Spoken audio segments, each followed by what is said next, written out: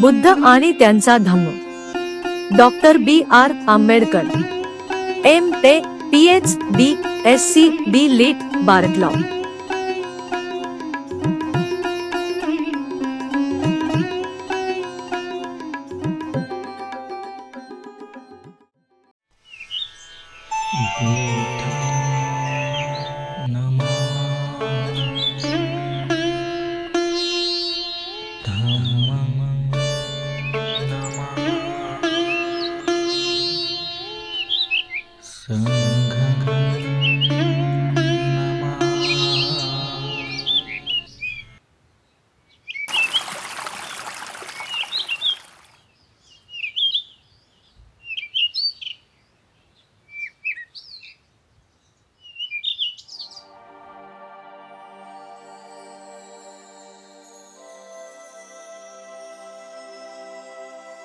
प्रस्तावना.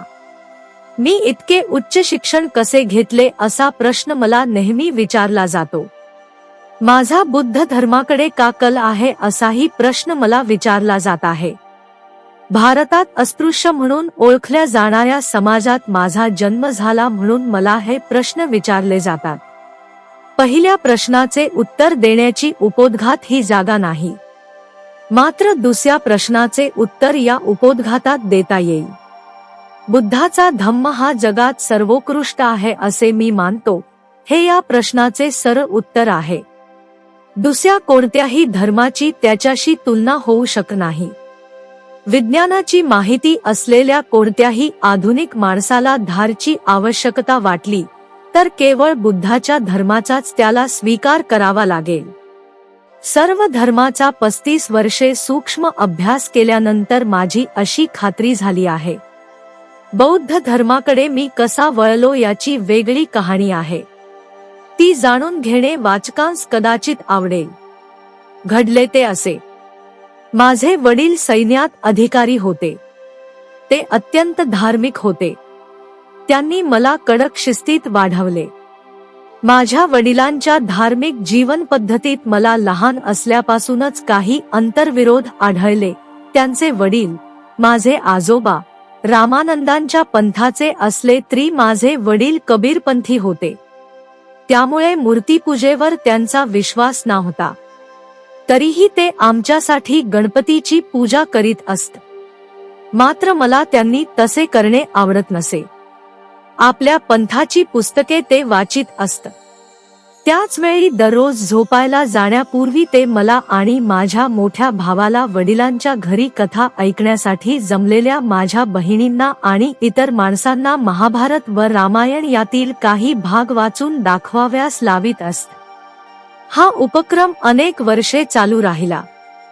ज्या वर्षी मी इंग्रजी 4थ्या इयत्तेची परीक्षा उत्तीर्ण झालो त्या वर्षी माझ्या अभिनंदनाची एक सभा भरवून परीक्षेतील माझे यश साजरे करण्याची माझ्या समाजातील लोकांची इच्छा होती. इतर समाजातील शिक्षणाच्या स्थितीशी तुलना केल्यास हा प्रसंग समारंभ साजरा करण्यासारखा नव्हता. पण माझ्या समाजात इतकी मजल मारणारा मी पहिलाच मुलगा आहे आणि मी उच्च स्थान मिळवले आहे असे सभेच्या आयोजकांना वाटत होते. परवानगी मागण्यासाठी ते माझ्या वडिलांकडे गेले. तेव्हा माझ्या वडिलांनी त्यांना सरळ नकार दिला. असा काही समारंभ केला तर मिळालेले यश मुलाच्या डोक्यात जाईल असे ते म्हणाले. मुलाने परीक्षा पास करण्याखेरीज अधिक काहीही केलेले नाही असे ते म्हणाल्यामुळे समारंभ साजरा करण्याची इच्छा असलेल्यांची फार निराशा झाली. मात्र त्यांनी नाद सोडला नाही. दादा केळुस्कर, कृ. केळुस्कर माझ्या वडिलांचे मित्र होते. संयोजक त्यांना भेटले. वडिलांनी परवानगी दिली आणि दादा केळुस्करांच्या अध्यक्षतेखाली सभा भरली. दादा त्या काळातील एक साहित्यिक होते. आपल्या समारोपाच्या भाषणाच्या अखेरीस दादांनी मला बुद्धाच्या जीवनविषयीचे एक पुस्तक बक्षीस दिले. बडोद्याच्या सयाजीराव महाराजांच्या ग्रंथमालेसाठी त्यांनी ते लिहिले होते. अतिशय आवडीने ते पुस्तक मी वाचले. त्याचा माझ्यावर फार प्रभाव पडला आणि त्यामुळे माझे मन हेलावले. बौद्ध साहित्याची माझ्या वडिलांनी आम्हाला का ओळख करून दिली नाही असे मी माझ्या मनाला विचारू लागलो. त्यानंतर हा प्रश्न वडिलांनाच विचारण्याचा मी निश्चय केला आणि एके दिवशी तो विचारलाही. ब्राह्मण आणि क्षत्रिय यांची महती सांगणाऱ्या आणि शूद्रांच्या व अस्पृश्यांच्या अवनतीच्या कथा पुन्हा सांगणाऱ्या महाभारत व रामायण या ग्रंथांचे वाचन आम्ही करावे असा ते का आग्रह धरतात असे मी वडिलांना विचारले. माझ्या वडिलांना हा प्रश्न आवडला नाही. असले वेड्यासारखे प्रश्न तू विचारू नकोस. तुम्ही लहान मुले आहात. तुम्हाला जसे वडीलधारी माणसे सांगतात तसेच तुम्ही वागले पाहिजे, एवढेच ते म्हणाले. रोममधल्या कुटुंबातील कर्ता पुरुष जसा सर्वाधिकारी म्हणून हुकूमत गाजवतो तशीच सत्ता आपल्या मुलांवर माझे वडील गाजवीत असत. माझी आई माझ्या बालपणीच माझ्या आत्याच्या ओटीत मला देऊन दिवंगत झालेली असल्यामुळे मीच एकटा वडिलांबरोबर बोलताना थोडेसे स्वातंत्र्य घेत असे. म्हणूनच काही दिवसांनी मी त्यांना तोच प्रश्न विचारला. यावेळी मात्र माझ्या प्रश्नाला उत्तर देण्याची माझ्या वडिलांनी तयारी केली होती असे स्पष्ट दिसले. ते म्हणाले, महाभारत व रामायण वाच असे मी तुला सांगितले त्याचे हे कारण आहे. आपण अस्पृश्य आहोत. त्यामुळे तुझ्या मनात न्यूनगंड निर्माण होण्याची साहजिकच शक्यता आहे. महाभारत आणि रामायण हा न्यूनगंड दूर करील. द्रोणाकडे आणि कर्णाकडे पहा. ती सामान्य माणसे होती, पण केवढ्या उच्च पदावर पोचली. वाल्मिकीकडे बघ. तो कोळी होता, पण त्याने रामायण लिहिले. तुझ्या मनातील न्यूनगंड नाहीसा व्हावा म्हणून मी तुला महाभारत आणि रामायण वाच असे सांगितले. माझ्या वडिलांच्या युक्तिवादात काही तथ्य होते, ते मला जाणवले. पण त्या उत्तराने माझे समाधान झाले नाही. महाभारतातील कोणीही मला आवडत नाही असे मी वडिलांना सांगितले. मी म्हणालो, मला भीष्म, द्रोण, कृष्ण कोणीही आवडत नाही. भीष्म आणि द्रोण हे ढोंगी होते. ते जे म्हणत असत असल्यामुळे त्याचे सारे आयुष्य म्हणजे नुसती कप्तमालिका आहे. रामही मला तितकाच अप्रिय आहे. शूर्पणखेचे प्रकरण असो, वाली सुग्रीव संघर्षाचा प्रसंग असो किंवा सीतेशी त्याने केलेले पाशवी वर्तन असो, या सर्व प्रसंगीचे रामचे वागणे तपासून पहा. यावर काहीही उत्तर न देता माझे वडील गप्प बसले. मुलाचे बंड पुकारले आहे हे त्यांना समजले.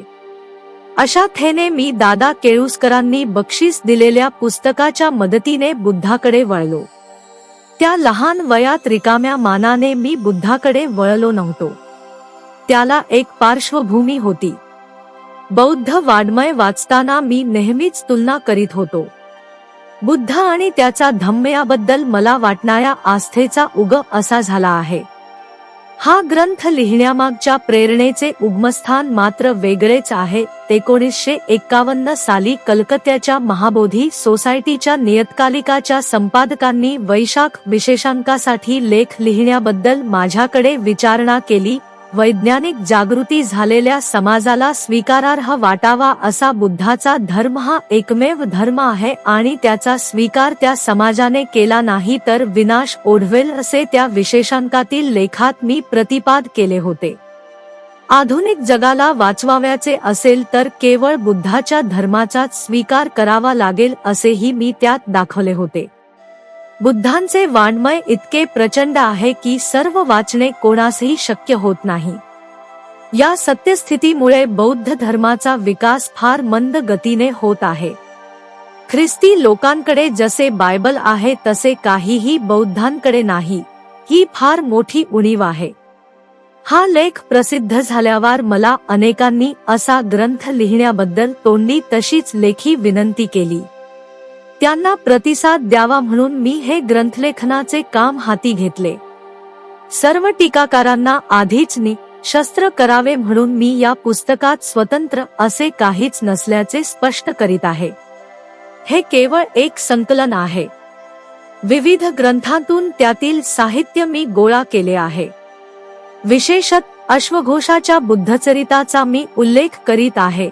त्यापेक्षा सरस काव्य कोणासही सरता येणार नाही. काही घटनांचा निवेदन करताना मी अश्वघोषाच्या भाषेची उसनवारी केली आहे. या ग्रंथातील विषयांची क्रमवार मांडणी करताना मी साधेपणा व स्पष्टता साधली आहे, असा माझा दावा आहे. तेवढीच माझी मुलगामी स्वतंत्र निर्मिती आहे. बौद्ध धर्माच्या अभ्यासकांच्या डोकेदुखीस कारण ठरलेल्या काही बाबी आहेत, त्यांची चर्चा मी प्रस्तावनेत केली आहे. ज्यांनी मला सहाय्य केले त्यांच्याबद्दल कृतज्ञता व्यक्त करणे एवढेच उरले आहे. होशियारपूर जिल्ह्यातील नानगल खुर्देचे प्रकाशचंद्र आणि सकरौली गावाचे नानकचंद रत्तू यांनी हस्तलिखितांचे टंकलेखन करण्याचा बोजा उचलला, याबद्दल मी त्यांचा अत्यंत ऋणी आहे. त्यांनी असे काम बऱ्याचदा केले आहे. नानकचंद रत्तूंनी फार कष्ट घेतले आहेत. हे मोठे काम पुरे करण्यासाठी त्यांनी फार परिश्रम केले आहेत. त्यांनी टंकलेखनाचे काम खुशीने केले आहे. ते करताना त्या प्रकृतीची फिकीर केली नाही, तसेच कसल्याही मानधनाची अपेक्षा त्यांनी बाळगली नाही. माझ्याबद्दल निरातिशय प्रेमाचे आणि जिव्हाळ्याचे प्रतीक म्हणून नानकचंद रत्तू आणि प्रकाशचंद्र या दोघांनी काम केले. त्यांच्या श्रमांचे चीज करणे कठीण आहे. मी त्यांचा अत्यंत ऋणी आहे. या ग्रंथाची रचना करण्याचे काम मी हाती घेतले तेव्हा मी आजारी होतो. अद्यापही मी आजारीच आहे. या 5 वर्षात माझ्या प्रकृतीत बरेच चढउतार झाले. काही वेळा माझी प्रकृती इतकी चिंताजनक झाली होती की मी एखादी वीज चाललेली ज्योत पुन्हा पेटली, ती माझी पत्नी व डॉक्टर मालवणकर यांच्या वैद्यकीय कौशल्यामुळे. हे लेखनाचे काम पुरे करण्यात मला केवळ त्यांनीच मदत केली आहे.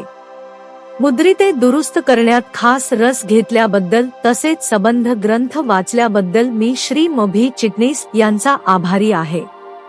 बौद्ध धर्माचे यथायोग्य आकलन होण्यासाठी मी जे 3 ग्रंथ लिहिणार आहे त्यापैकी हा ग्रंथ आहे, असे मी नमूद करीत आहे. अन्य 2 ग्रंथ आहेत ते खालील प्रमाणे: 1. बुद्ध एंड कार्ल मार्क्स आणि 2. Revolution end counter revolution in ancient India. त्यांचे काही भाग मी लिहिले आहेत. हे 2 ग्रंथही लवकरच प्रकाशित होतील अही मला आशा आहे. 26 अलीपूर रस्ता, दिल्ली, B.R. आंबेडकर. 6 एप्रिल 1956.